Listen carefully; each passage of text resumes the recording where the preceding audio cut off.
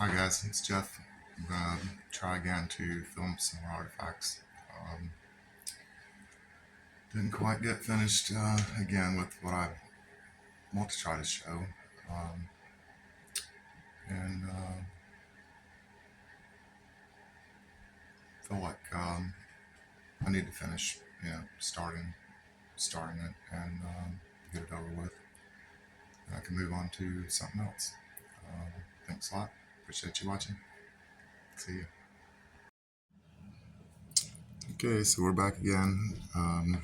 Like I said, I didn't get finished with what I even part of what I intended to show on these. And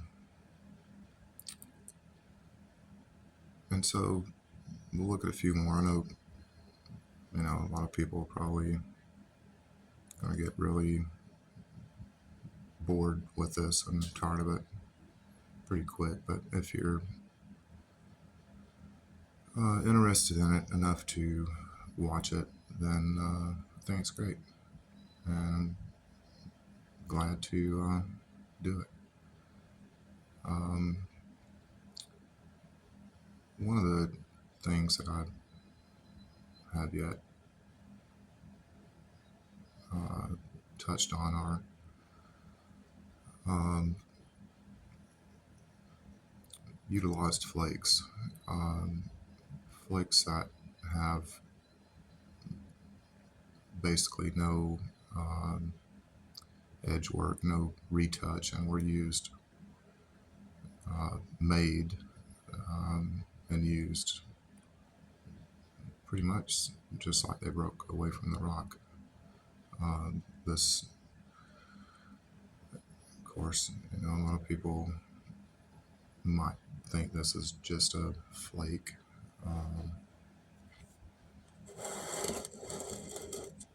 And of course it could be. It is just a flake. But there's a degree of engineering that in this flake that's a little more than what it appears to be.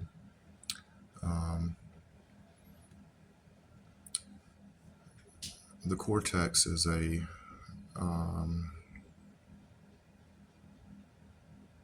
common thing. I find in these tools really common that the cortex is left on there for grip on the rock. Another thing to look for is the direction of the striking angle toward the rock. A lot of these pieces are going to be made from blade core technology, which uses a chunk of the stone and a really deliberate way removes pieces that are needed. This piece isn't as directional as some of them. The direction being when struck from a core in line with the length of the rock. So it's a nice little flake blade. It's not been modified really from its originally being taken off the core, and was a really good little tool. I'm sure someone got some use out of it.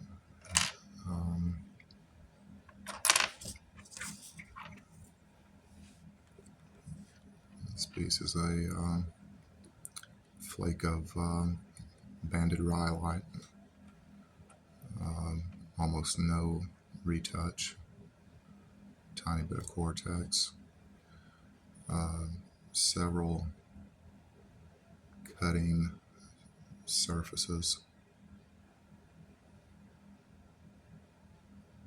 the entire thing is really sharp. There is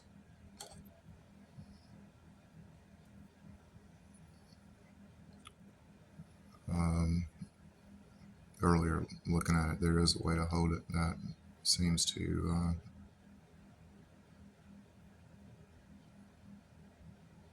something like that possibly could be used to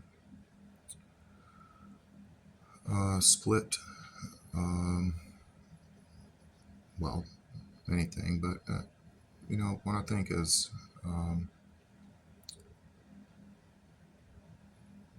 a really well tanned deer hide, and after it's stretched and ready to be used to make something with, stretching that over a really smooth peeled log and cutting it, slicing it. This would definitely be able to cut any shape or pattern or that you wanted to, and using that method.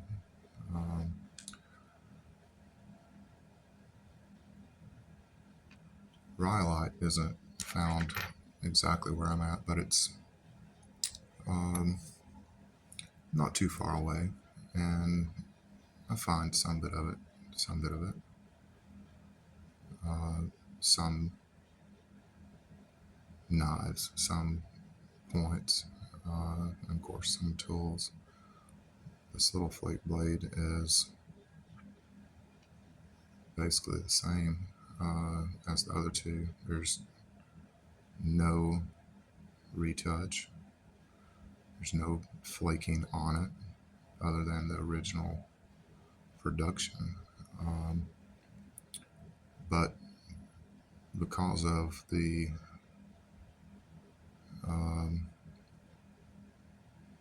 skill of the person that napped it, it has came off basically exactly what they needed or intended and was used. You can see there's no cortex on this one, but there's a little crack seam in the stone, and when held like that, it really gives you a solid grip on the blade.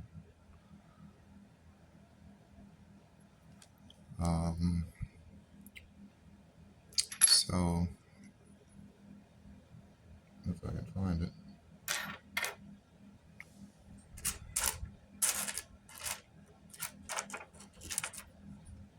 The little bladelet or lancet that I showed earlier in one of the videos, you can see, and this is what I was pointing out a minute ago, the direction of the strike to the piece of stone.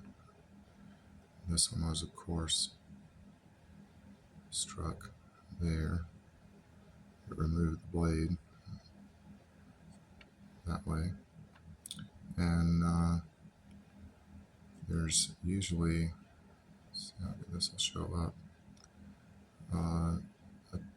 another sign of that's blade core technology, and not just a chip from making an arrowhead, is the ridge lengthwise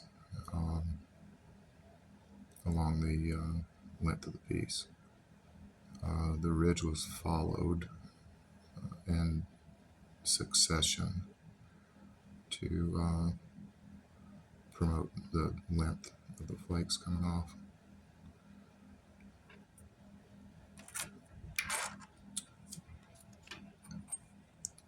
So this piece is pretty interesting.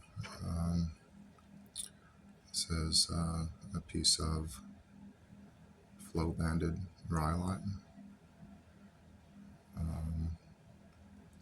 It has no evidence of a striking platform on it. I'm not sure if it were worked off.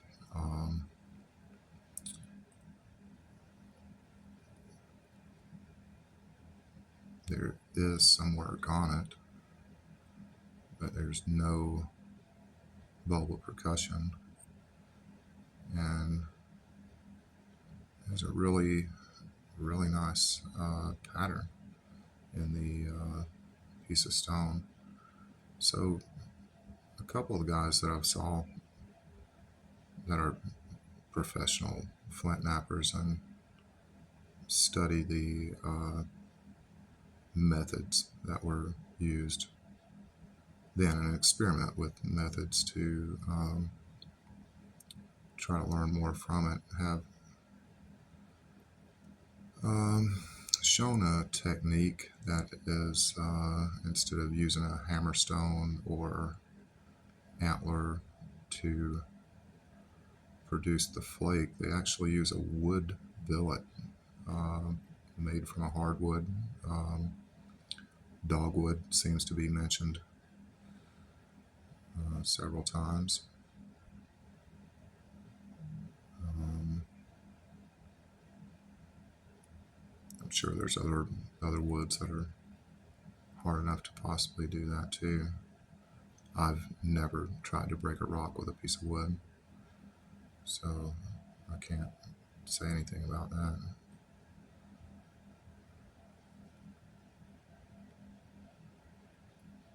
Um, this is a really rare piece, I think, just in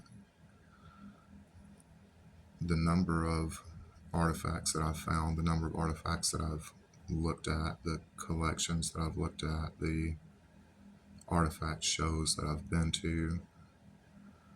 Um, not sure that I ever saw uh, the same thing or the same tool with the same patterns and the thinness of it and it being sharp all the way around.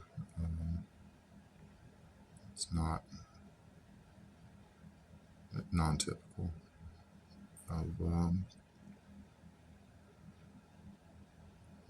of what I've saw. Um, Also, just to throw it out there, and there's tons of people that don't care. There's tons of people that would argue about it. And there's, of course, I've even showed real artifacts that I've found to people, and they couldn't see that. They would say, "Oh, it's a rock. You found a rock." I'm like, "No, it's an artifact. It's an arrowhead, or it's a whatever." But these pieces, and well, you can't move them very much. I'll just put this piece for example of scale on my thumbnail, so you can see that it's, I mean, similar size. It's not going to stay, but not very big. It's a tiny little flake produced from blade core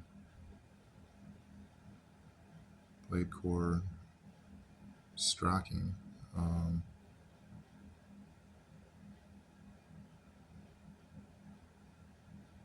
That is a definite tool that was held like that. That's the point. And for whatever reason it was needed for, it was used. This is a definite artifact, not just a chip. I'm not sure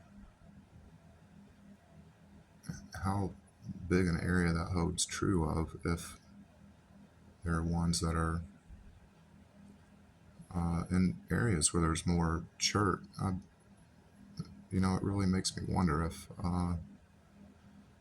people even pay any attention to some of this stuff. And besides, an archaeologist doing a dig or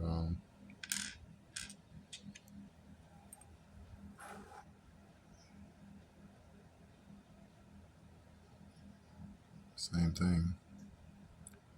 Tiny chip, no work, very little work, little cortex. And this was a tool. It's sharp. I mean, it will definitely do some damage. And these just show that there's a level of detail that's not really um,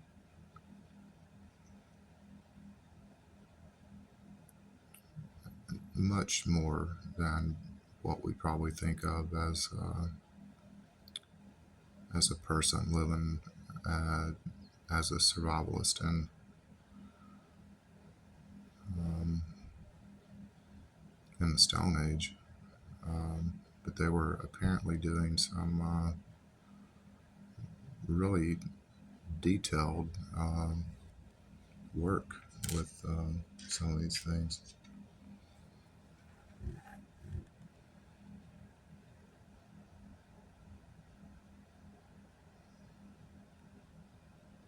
Come on. Same thing. Tiny chip.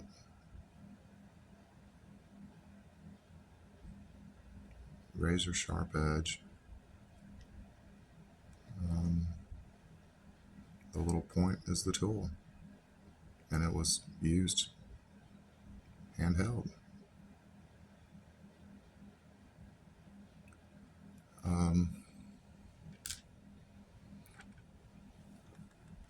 So there's a lot out there to talk about. There's a lot for people to learn. Hope that this helps. Someone's out looking and you find something and you question it, just go ahead and keep it. Sometimes it can take several minutes to possibly days to realize you do have a tool.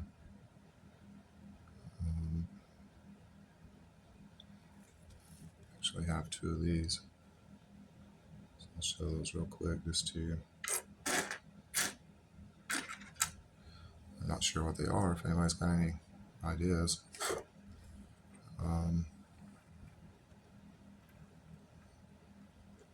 let me know. These were both found years apart, miles and miles apart. They are definitely the same tool.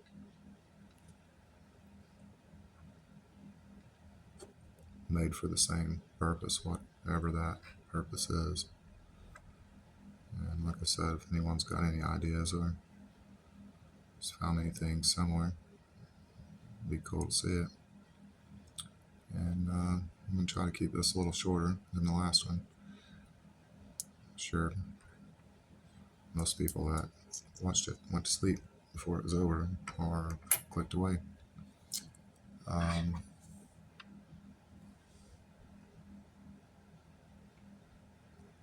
One more thing. So I'm going to show this. This is a piece of quartz crystal that is made into a tool. And it's kind of rare for me to find quartz crystal tools. It's rare to find quartz crystal anything. I did find one quartz crystal on a artifact site, and I have found 2 or maybe 3 quartz arrowheads. This one is really well used. Has a flat spot there, which I think is for your finger to rest against. The entire bottom edge is basically, well, razor blade, or was when it was freshly broken. It has been used a lot. There's a lot of wear on the edge.